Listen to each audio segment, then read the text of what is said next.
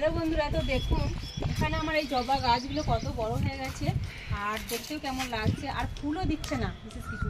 তো এখানে 3টে ফুল আছে, এগুলো খুব একটা বড় হচ্ছে না। তো আমি এই গাছগুলো আজকে ছাঁটবো, তো ছাঁটার জন্য আমি এখানে কাটার নিয়ে এসেছি। দেখুন এই কাটার দিয়ে আমি এই গাছগুলোকে ছাঁটবো।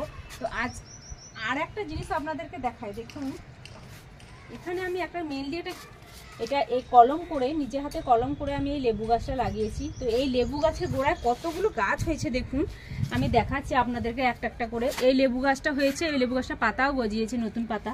তো এখানে দেখুন কতগুলো কুমড়ো শাক হয়েছে, কুমড়ো গাছ হয়েছে, 1টা 2টো 3টে 4টে। আর হয়েছে কি টমেটো গাছ, টমেটো গাছ হয়েছে একটা, এখানে একটা দুটো টমেটো গাছ হয়েছে।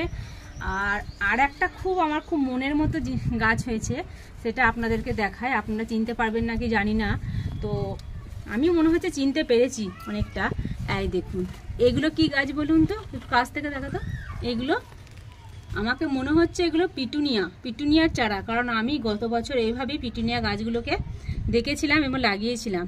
তো এগুলো শিওর আমাকে মনে হচ্ছে এগুলো পিটুনিয়া চারা, কারণ আগেবারে ফুল লাগিয়েছিলাম, সেই বীজ পড়ে হয়েছে। যত্ন করে লাগালে হবে না, কিন্তু দেখুন যেখানে সেখানে পড়ে গাছগুলো হয়ে গেছে। এই গাছগুলো আমি একটু বড় হলে তুলে